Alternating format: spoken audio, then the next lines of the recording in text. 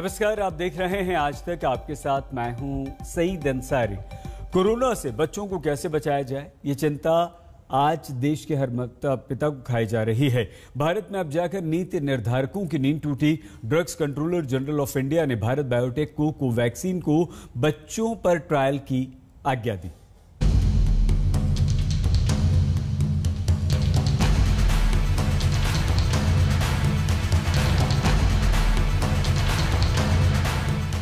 सवाल 45 करोड़ बच्चों का था।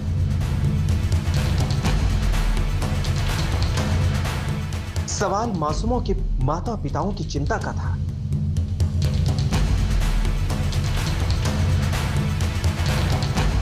सवाल यह था कि कोरोना की दूसरी लहर जब इतनी तबाही ला सकती है तो तीसरी लहर के दायरे में आने वाले बच्चों की जिंदगी कैसे बचेगी, क्योंकि जानकार लगातार कह रहे हैं कि तीसरी लहर में जोखिम बच्चों को ज्यादा है। हमेशा की तरह हम देर से जागे, लेकिन अब राहत भरी खबर आई है। 2 से 18 साल के बच्चों के लिए भारत बायोटेक की कोवैक्सीन को दूसरे और तीसरे फेज की ट्रायल के लिए मंजूरी दी गई है। वैक्सीन से जुड़ी सब्जेक्ट एक्सपर्ट कमेटी की सिफारिश के बाद drugs controller general of India ने भी ट्रायल को हरी झंडी दिखा दी। वैक्सीन का क्लिनिकल ट्रायल 2 से 18 साल के एज ग्रुप के 525 बच्चों पर दिल्ली, पटना और नागपुर सहित देश के अलग अलग अस्पतालों में किया जाएगा। ये बच्चों के लिए कोई अलग वैक्सीन नहीं है, ये भारत बायोटेक की वही कोवैक्सीन है जो अभी कोविशील्ड के साथ साथ भारत के टीकाकरण अभियान में इस्तेमाल की जा रही है। कोवैक्सीन के प्रबंधक पहले से कहते रहे हैं कि वो इसके लिए तैयार है। Can your vaccine, sir, be given to children? Our inactivated vaccine would be the ideal to give it to 2 years to 12 months. 12 years and above, we have done already trial. So we want to put a proposal to Drug Controller General and subject expert committees to 2 years to 12 years. We want to do clinical trial quickly, phase 2B or something like that, bridging a small trial with a 300 or 500, whatever statistics says. We're going to do that because these vaccines can go to children without any problem. No, which one? Oh. Your Covaxin can go to children or your nasal vaccine can go to children? No, inactivated vaccine. Your Covaxin? Inactivated, yes, Covaxin.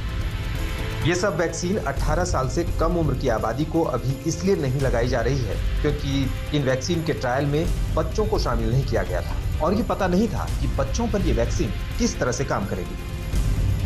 America और Canada में 12 से 15 साल के बच्चों के टीकाकरण के लिए फाइजर की वैक्सीन को मंजूरी मिल चुकी है। कनाडा में फाइजर ने 2 से 5 साल के बच्चों पर भी वैक्सीन का ट्रायल शुरू किया है और इसका दावा है कि इसके अच्छे नतीजे मिल रहे हैं। ब्रिटेन में एस्ट्राजेनेका 6 साल से 17 साल के बच्चों पर ट्रायल कर रही है। एस्ट्राजेनेका की ही वैक्सीन कोविशील्ड के नाम से भारत में लगाई जा रही है। फाइजर की सहयोगी कंपनी जर्मनी की बायोएनटेक का कहना है कि वो यूरोप के देशों में 12 से 15 साल के बच्चों के लिए जून में वैक्सीन लॉन्च कर देगी। अमेरिका में जॉनसन एंड जॉनसन और नोवावैक्स जैसी कंपनियां भी अपनी अपनी वैक्सीन के बच्चों पर ट्रायल की शुरुआत कर चुकी है। वैक्सीन सिर्फ इनएक्टिवेटेड वायरस नहीं है या सिर्फ एस प्रोटीन वायरल वेक्टर में नहीं है। वैक्सीन में कम से कम 20-25 और कंपाउंड डाले जाते हैं, कुछ केसेस में एडजुवेंट डाले जाते हैं और उन सब की अपनी रिएक्टिविटी होती है और जरूरी नहीं है कि एडल्ट्स में जो हो वही बच्चों में हो। तो इसलिए ये ट्रायल करना एकदम से लाजमी हो जाता है। फाइजर वैक्सीन विल प्रोटेक्ट और कम से कम उनके अंदर ये बच्चों के अंदर इम्यूनिटी आ जाएगी। 12 से 16 को पहले देखिए और 16 से शुरू करिए, पहले 16-15 इस तरह दी चाहिए क्योंकि 15 से 16 साल के बच्चे जो हैं वो बाहर जा सकते हैं। Indian council for medical research के आंकड़ों के मुताबिक अब तक 10 साल से कम उम्र के 7,69,000 बच्चे भारत में कोरोना से पीड़ित हो चुके हैं, जबकि भारत में 11 से 20 साल के कोरोना प्रभावितों की संख्या तकरीबन 20 लाख है। तो सोचिए हिंदुस्तान में बच्चों पर कोरोना का खतरा कितना ज्यादा है। आज तक कोरोना से बचाव के 2 ही सुरक्षा कवच हैं, पहला सावधानी, दूसरा वैक्सीन। 118 दिन बीत गए हमारे देश में कोरोना के विरुद्ध वैक्सीनेशन अभियान के शुरू हुए, लेकिन अभी तक सिर्फ महामारी और अधूरी तैयारी।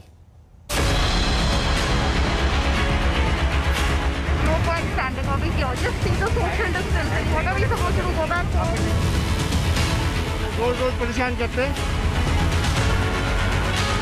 50 रोज हो गए लगाए, अब बेकार हो जाएगी। ये सन्नाटा बताता है टीकाकरण का हमारा अभियान रास्ता भटक गया है।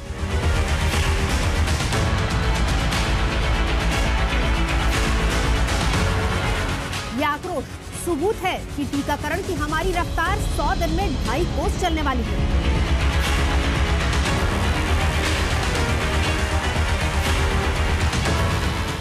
एक 130 करोड़ की आबादी, 118 दिन का अभियान और हालात आपके सामने हैं। जो वैक्सीन उपलब्ध है उसके लिए मारामारी चल रही है और जिस वैक्सीन का टोटा है उस सेंटर पर सन्नाटा है।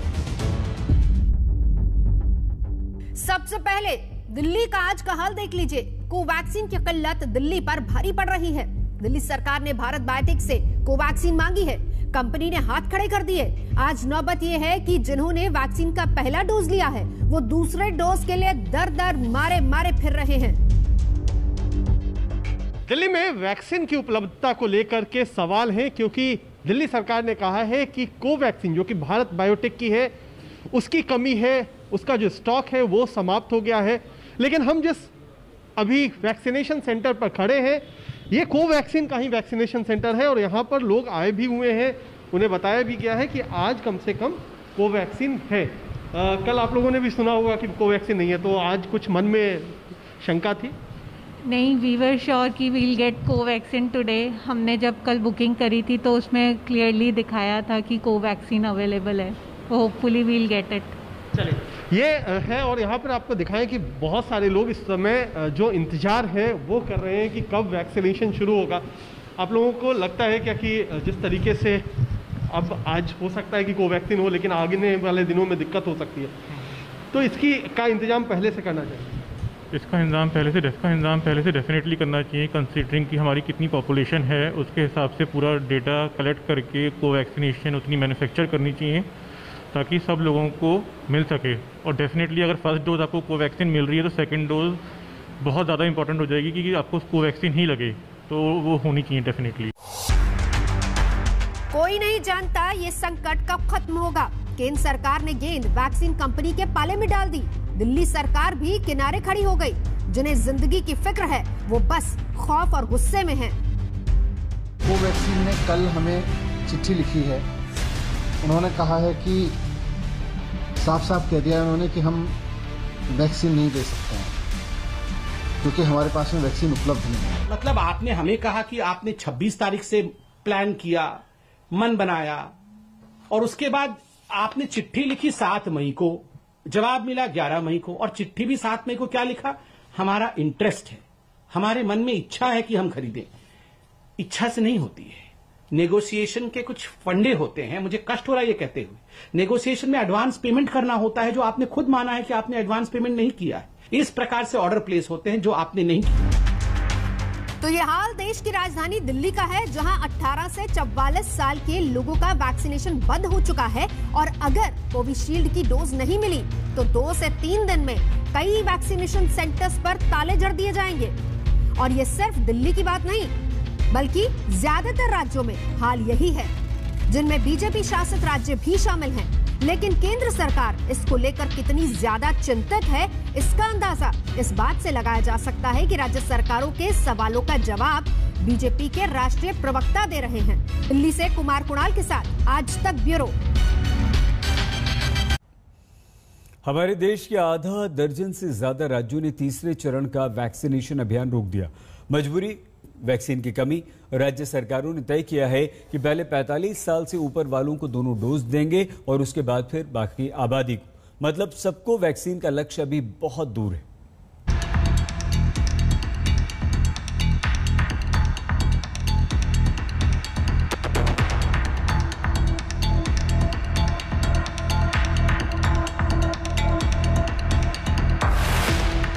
दिल्ली, मुंबई हो या भोपाल, जयपुर, पटना, लखनऊ हो या रायपुर, अहमदाबाद, पूरे देश को जैसे एक ही तलाश है, एक ही चिंता है और एक ही बेचैनी है कि कैसे 2 डोज टीके के मिल जाएं और कोरोना से जिंदगी को सुरक्षित किया जाए। लेकिन हाय रे व्यवस्था, हाय रे सिस्टम, हाय रे सरकार, वैक्सीन का इंतजार लंबा ही होता जा रहा है। आप लोग इस तरह से क्यों खड़े हैं? यहाँ तो कोरोना से खतरा हो जाएगा आप लोगों को। पहले तो लिस्ट बनवाई थी, उसके बाद में फिर लिस्ट के टोकन दिए, टोकन पे लाइन लगवा रहे हैं, लाइन के बाद में फिर ये जिस चीज का नंबर आएगा वैसे कर रहे हैं। ये व्यवस्था तो इनको बनानी चाहिए या पब्लिक को बनानी चाहिए, ये है मेरा कहना। 16 जनवरी 2021 की वो तारीख जब टीकाकरण का अभियान शुरू हुआ और आज 13 मई 2021 की तारीख यानी 118वां दिन है।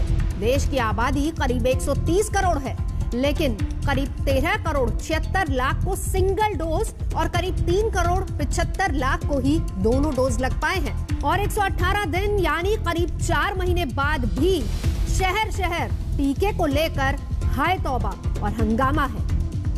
मध्य प्रदेश में भी देश के बाकी हिस्सों की तरह ही वैक्सीनेशन को लेकर लोगों में तो उत्साह देखने को मिल रहा है, लेकिन समस्या ये है कि वैक्सीनेशन केंद्रों पर वैक्सीन सीमित संख्या में मौजूद है और इसीलिए लोगों को कई बार निराश होकर के जाना पड़ रहा है।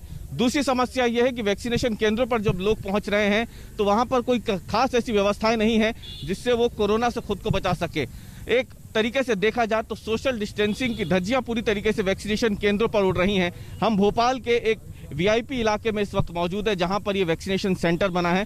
सुबह से ही लोग यहां पर वैक्सीन लगवाने तो पहुंच गए, लेकिन समस्या ये है कि उन्हें फिलहाल वैक्सीनेशन सेंटर के बाहर इसी तरीके से रोड पे खड़ा रखा गया है और क्योंकि यहाँ पे कोई इंतजामात यहाँ पे है नहीं ऐसे कि उन्हें सोशल डिस्टेंसिंग का पालन करना पड़े या फिर कोई सर्कल यहाँ बनाए गए हों या कोई पुलिस की ऐसी व्यवस्था हो जहाँ पे इन्हें समझाया जाए। और इसीलिए अगर आप तस्वीरों में देखो तो रोड पे जो चलती हुई सड़क है वहीं पर इन लोगों को खड़ा रख दिया गया है इस चिलचिलाती हुई गर्मी में, इस धूप में। जानकार चिल्ला चिल्ला कर कह रहे हैं कोरोना से तबाह होने से बचना है तो सबको जल्द से जल्द टीका लगना चाहिए, लेकिन टीका विकसित करने में आगे रहने वाला हिंदुस्तान इस रेस में कहीं पीछे या कहें कि बहुत पीछे हाफता दिख रहा है। अब तो आलम यह है कि महाराष्ट्र, कर्नाटक, दिल्ली, असम, आंध्र प्रदेश, छत्तीसगढ़, तेलंगाना जैसे 7 राज्यों ने तीसरे चरण यानी 18 से 44 साल तक की उम्र वालों का टीकाकरण रोक दिया है। ये हालात तब है जब 4 करोड़ से कम की आबादी को ही टीका लग पाया है। ये नौबत तब है जब 126 करोड़ की आबादी को टीके के दायरे में लाने की चुनौती है।